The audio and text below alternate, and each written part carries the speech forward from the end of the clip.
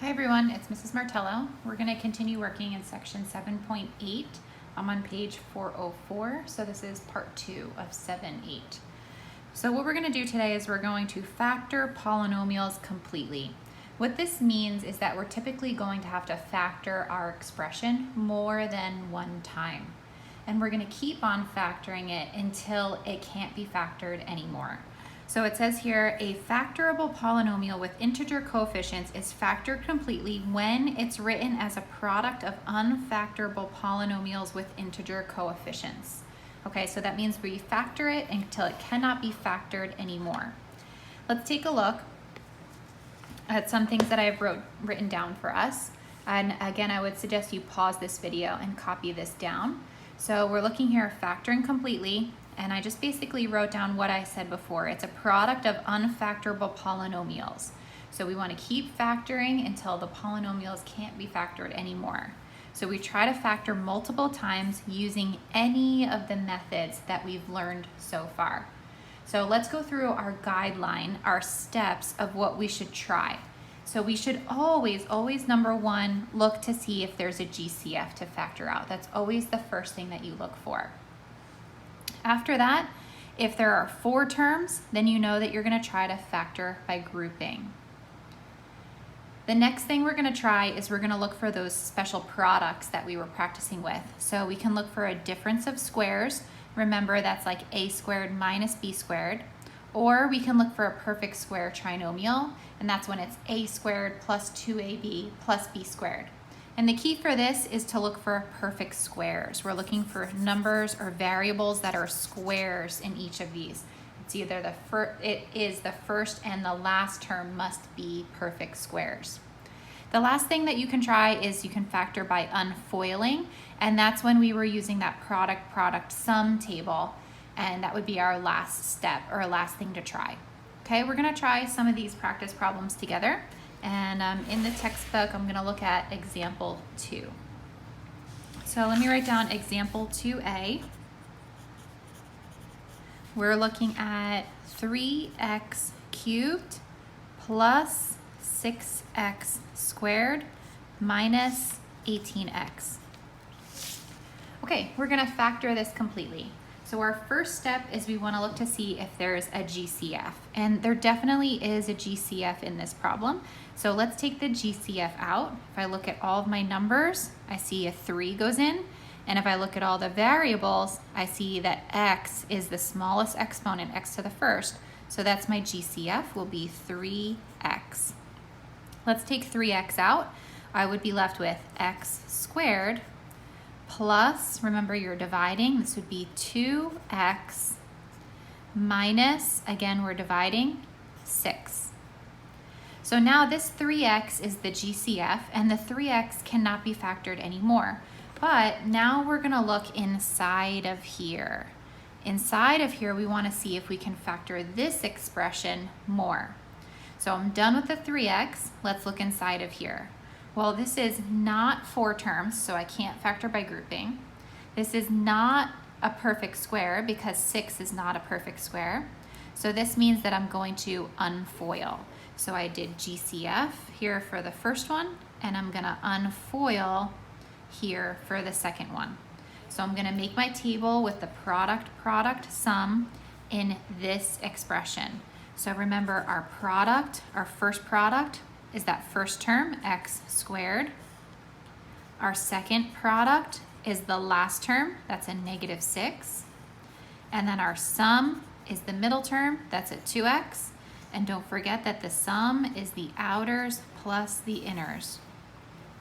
Okay, let's find our numbers to make this table work. So x squared has to be x times x. To get negative 6, that means that I need to have 1 positive and 1 negative. Well, I can try negative 1 and 6, or I can try negative 2 and 3. Let's see, if I did outers, that would be 6x, and my inners would be minus x. That does not work, that would be 5x. Here, if I did x times x with negative 2 and 3, outers would be 3x, Inners would be minus 2x. That doesn't work either. So that means that in here, this does not work. I cannot unfoil this expression, which means this would be my final answer. I can't factor it anymore. So just 3x and then times x squared plus 2x minus 6. And that would be our final answer for this one. All right, so notice how I could factor by GCF, but I couldn't unfoil. And that's just this one.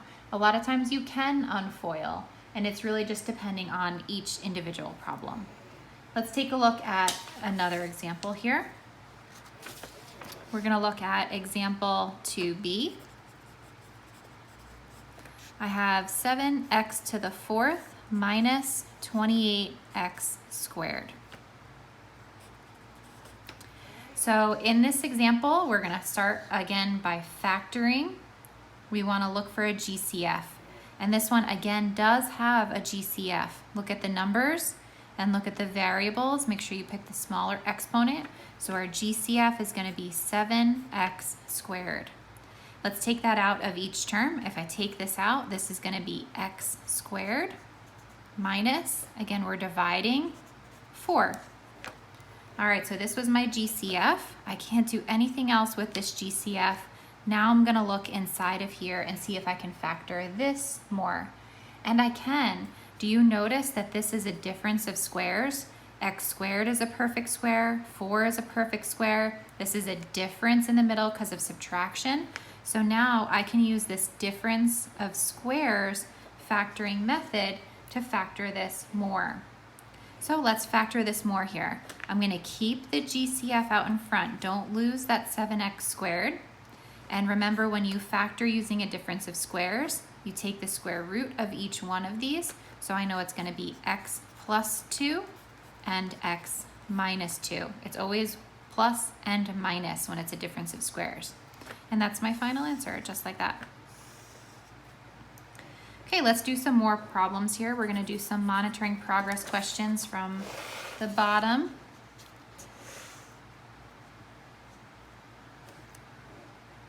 Okay, we're gonna take a look at number 3. Okay, in number 3, we have 3x cubed minus 12x. All right, we're gonna start off the same way. Let's look for a GCF, and this one does have a GCF, so let's take that GCF out, would be 3x. I'm gonna be left with x squared minus 4. And now look again, we have that difference of squares, same thing as this one. So I'm gonna keep the 3x, and let's factor this difference of squares to be x plus 2 and x minus 2. So that difference of squares does actually come up pretty often, so just make sure you're looking out for it. Let's do some more. This is monitoring progress number 4. 2y cubed minus 12y squared plus 18y. First, we're gonna look for a GCF, and again, this does have a GCF. We have 2 goes into all these numbers and y. So let's take 2y out. If I take out 2y, I'm left with y squared minus 6y plus 9. Okay, I'm done with this GCF out in front. Let's look at this polynomial inside of here, and let's see if we can factor this. So if I notice y squared is a perfect square and 9 is a perfect square, that means that this is a perfect square trinomial. Okay, we had our GCF out here in front, and this is a perfect square trinomial. Let's factor this perfect square trinomial. So when it's this perfect square trinomial, remember you're thinking what times what is 9 and adds up to -6? Well, that would be -3. So when I factor this, it's gonna be y minus 3 squared. And that's our final answer, just like that. Okay, just to go into this some more, I just wanna make sure that you understand where I got this answer from. Remember, for a perfect square trinomial, it's a squared minus 2ab plus b squared. When you factor this, this becomes a minus b squared. So you take the square root of the first term, that goes in here, the minus goes in the middle, and you take the square root of the last term, that goes in here. And then it's always squared on the outside. Okay, let's do another one. We're gonna look at number 5. M cubed minus 2m squared minus 8m. Okay, again, we're gonna start with a GCF. Our GCF here is only m. M is the only thing that goes into all of these. If I take out m, I'm left with m squared minus 2m minus 8. Okay, my GCF is done out here. I can't do anything else with that m, but now I'm gonna look inside of here and let's see if I can factor this. Well, this has 3 terms. It's not a perfect square. 8 is not a perfect square. So let's try to unfoil this one. We're gonna make our table with the product sum, just this trinomial in here. Okay, this GCF is just hanging out in front. So our first product is m squared. Our second product is the last term, -8. And then we have a sum of -2m, and this is outers plus inners. Okay, let's find our combination here. M squared has to be m times m. Okay, let's think about how can we get -8 as a product and -2 as a sum. Well, I know I need one negative number. It has to be -4 and +2. Let's try our outers and our inners, make sure that it works. My outers would be 2m, my inners would be -4m, and that does work for this one. That does equal -2m. So let's continue factoring. Don't forget your GCF out in front. M is out here. And then we're gonna make our parentheses. Remember, these are first and first. These go last and last. So m and -4, and then m and 2. And there's our answer, m times m -4 times m plus 2. Okay, we're gonna do a couple more of these examples, and I'm gonna get them from, I'm just gonna create them so we can practice some more of these. Let's take a look. I'm gonna call this extra example. Extra example number 1. We have 9x squared plus 3x minus 14. All right, in this problem, let's see, is there a GCF? No, there is not a GCF in this one, no GCF. Okay, let's see, it's not 4 terms, so I can't do grouping. What else? It's not a perfect square trinomial, even though this is a perfect square, 14 is not a perfect square. So I guess I can try to unfoil it by making this table over here like how we did before. So let's see if we can make the table with the product sum. So our product, I'm gonna just not write product. Product is 9x squared. Our second product is -14, and our sum is 3x. Let's see if we can find the combination.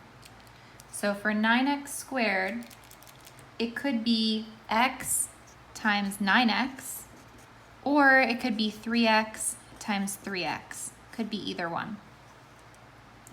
For 14, it could be 1 and 14, or it could be 2 and 7. Okay, let's see if we can figure this out. Let's see if we can make it -1 and 14. If I did my outers, that would be 14x. Inners would be -9x. That doesn't work. And even if I switched the one that was negative, that would still not work. Let's try it with 2 and 7. -2 and 7. My outers would be 7x. My inners would be -18. That doesn't work. What if I made this +2 and negative?